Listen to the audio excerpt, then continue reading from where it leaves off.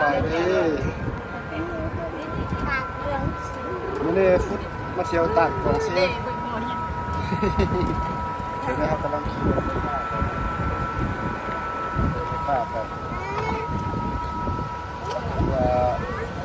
ซื้อปีแล้วจะได้ขี่รถไฟฟ้าไปชนตากเขา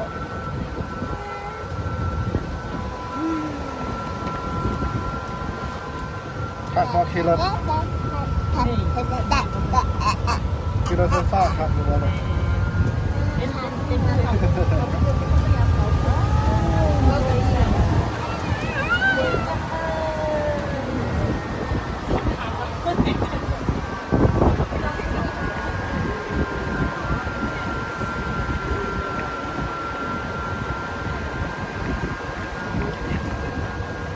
ไอไฟ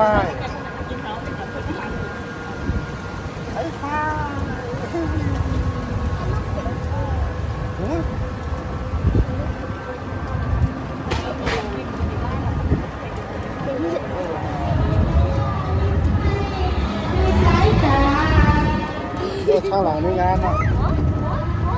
งาน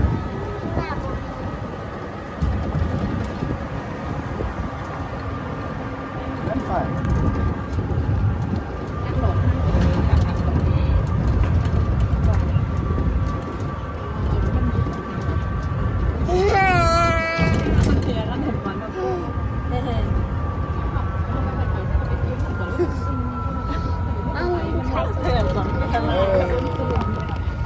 ถ่ายก็ได้ถ่ายบนหน้าข้างหลังได้สัก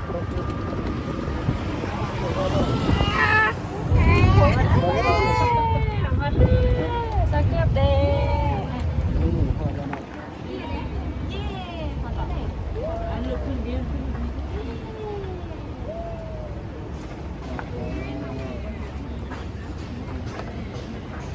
เราจะเข้าไปที่สถานที่จอดรถกันนะ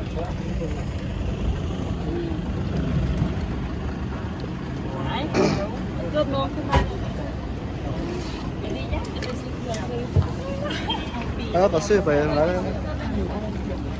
เจ็บดีเด็กเลยเอาบ้างมันฝรั่งเกือบน้องมาข้างนอกเด้น้องไปไม่ได้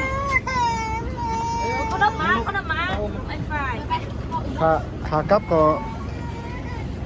ขากลับด้วยไม่ได้ใช้ปีเลยครับผมเจอกันในวังลุงเจอกันในวังเราไปรถเดี๋ยวเข้าใจอันไหนรู้อะไรนี่ขนมเละพอจับนี่เนาะกำลังจะขึ้นไปจากบริเวณอย่างละเต้บริเวณอย่างไรเราเต้กดตรงกันย่านาลืมหันลืมหนึ่งเขา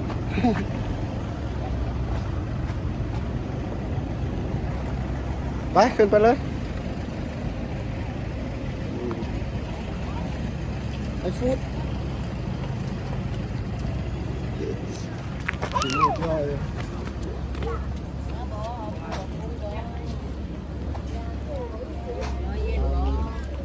สองข้างทางก็จะมีเครื่อง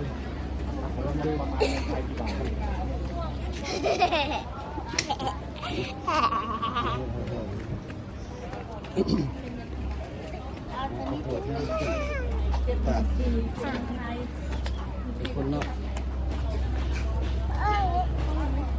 ใส่แขนส่วน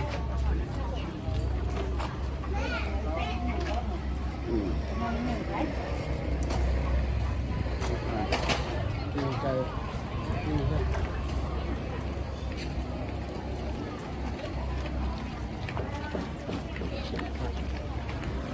ผมนั่งกำลังจะสั่งมาแล้ว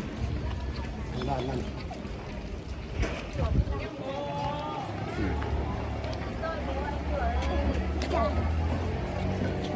ก็กินทุกอย่างเลยกินยากกินยากทางออกทางเข้าทางที่ลูกนั่นได้เข้าตัวนี้ทางเข้าใส่ที่ปีโต๊ะโต๊ะสมมติยังไม่จี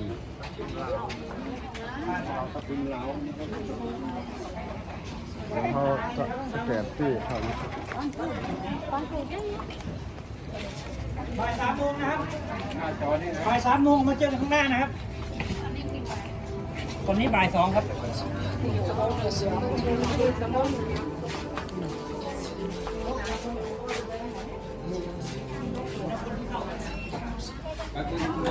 ฟุตนะฟุตรอดมาเลยก็ได้อืม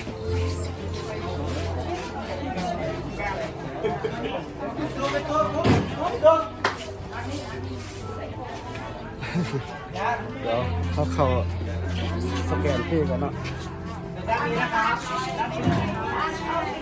อันนี้ครับอันนี้ครับ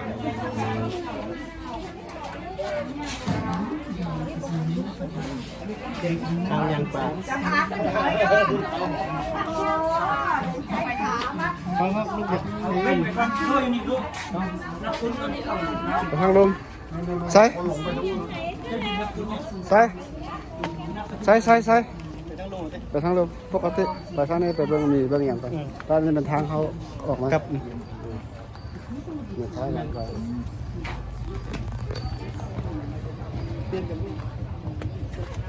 โอเค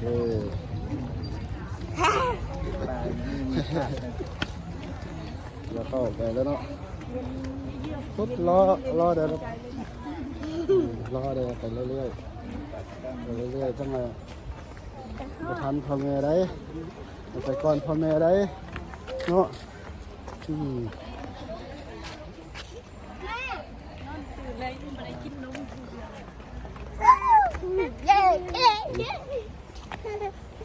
นี่เป็นวันนุ่มแล้วก็ ใช่ได้กินนม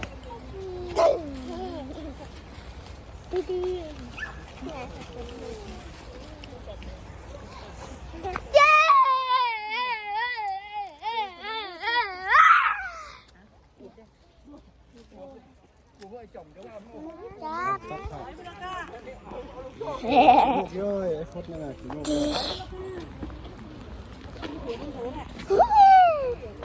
คนว่าหน่อยเดียว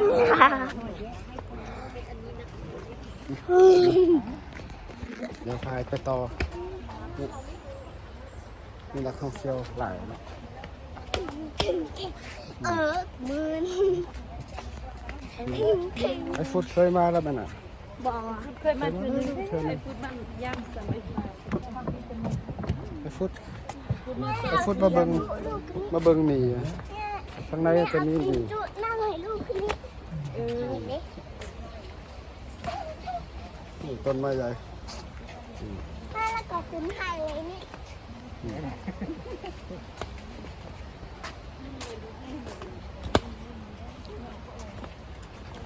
กูเห็นมีแต่มีแต่อยู่ในพวกนั้นเต้แค่นั้น มีดำ เอ๋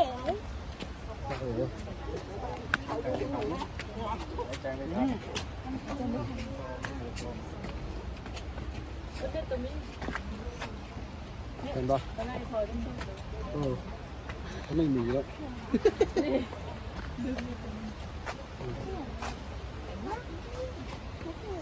ทางด้านหลังเนาะในช่วงตรงนี้มีดำ ถ้ามาที่เดินเนี่ยดีที่เจอภาษาเนาะขึ้นได้นี่นี่ก็เนาะ บ่มี ประมาณนี้ บ่มี ขึ้นนี่นวดเท่านี้เลย กดตัวนั้นมาทัน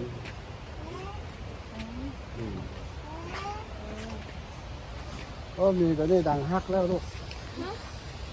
นี่ดังฮักมีดังฮัก ถ้ามันก็หักกัน ข้าก็ฮักไปกับฮัก ไปกับฮักเนี่ยยังหันก็มี แล้วมาฮัก อันนั้น เฮ้ย เนี่ยนี่ก็มีลูกอันนี้ก็แม่นอันนี้ก็แม่นไม่ต้องตบเลยลูกมันล่มอุ้ยใส่ตัวมันหายโอ้กระดูกหนีกระดูกห้ามจับนะ มือนะ เรื่อย พ่อจะท นี่จะมีหวังอะไร ำจะมี เออมีขาวมีสีน้ำตาล หลายๆเลย มีดำมีอย่าง คนนี้นั่นคนนั้น เออเดินที่ไปมาลูกก็ใส่เขาตัวใส่ให้ลูก ขึ้นไปขึ้นไป จะมีมีเราไม่ได้เชื่อบุ้ง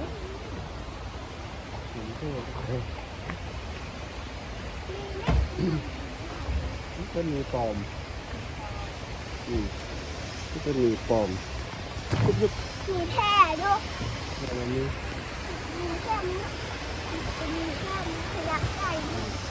เล็กน้อยตัว เออ บ้า บางทีนี่เขาจะเห็ดประมาณ เล่า 20 นาทีเนาะครับเรามีต่อก็จะเห็ด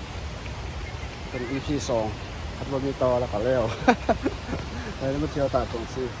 กำลังเดินทางเข้าไปสั้นกลาง แล้วพี่อีกแล้ว ป้ายแนะนำถูกไหม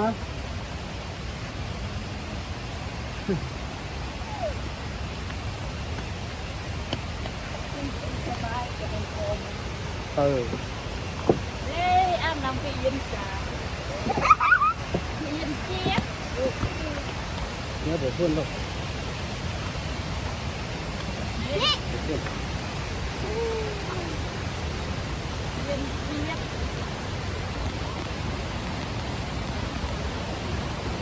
โอ้โห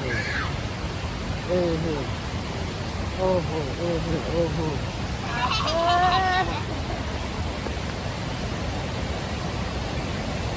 พุดพุดพุดนี่ก่อนเอาไปเล่นอยู่เพิ่งพุดเอานี่ทอดข้าวใส่เนี่ย เอาไว้ครับ เอาขึ้นมาดูกันหน่อยฝรั่งนี่เป็นฝรั่ง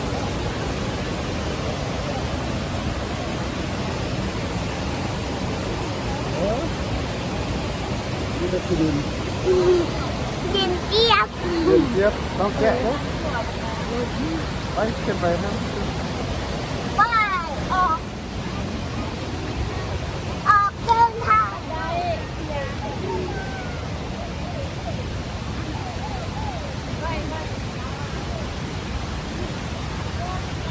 เราจะไปเบื้องด้านนั้นนะโอเค จ้าจ้าจ้าจ้าจ้า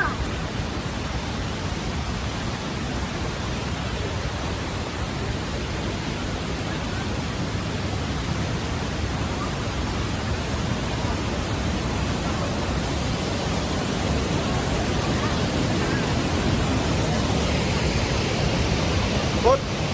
คนถ่ายรูปคนถ่ายรูป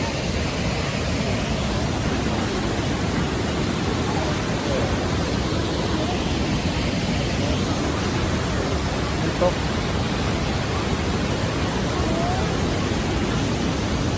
ไปเรื่อยๆ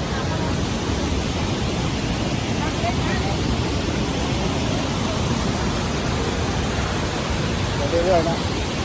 วุ้ตี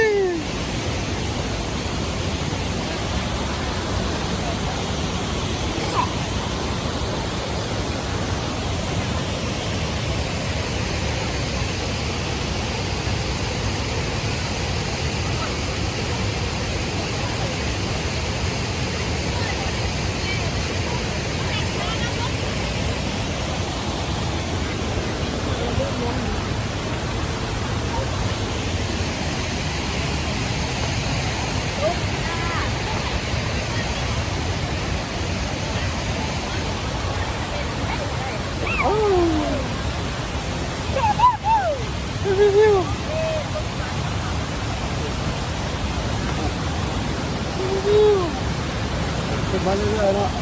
ขึ้นมาเรื่อยๆทุกคนกระสั้นไปวันนั้นวันนี้จะบ่เห็นไม่เพิ่นเล่นเนาะ โอเค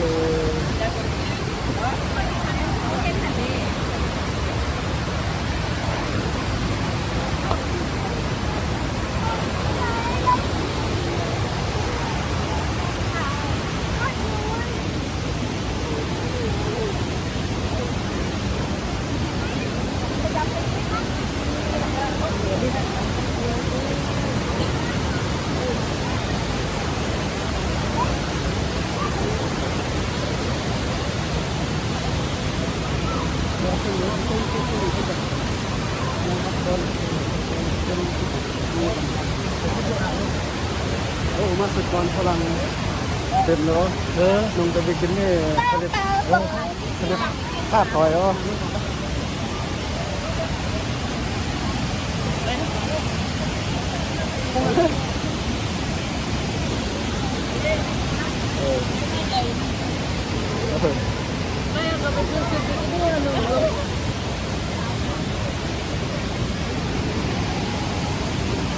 มาพูดไปพูดแล้ว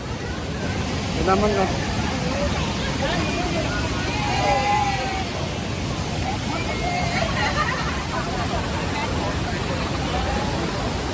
พูดคืออะไรนะกว่านั่นหมูเขาตกต่างใครกันไปนั่นหมูเนี่ยตีนจุ่มนี่มั้งล่างเลยล่างทีมือเลยทำมาได้เนี่ย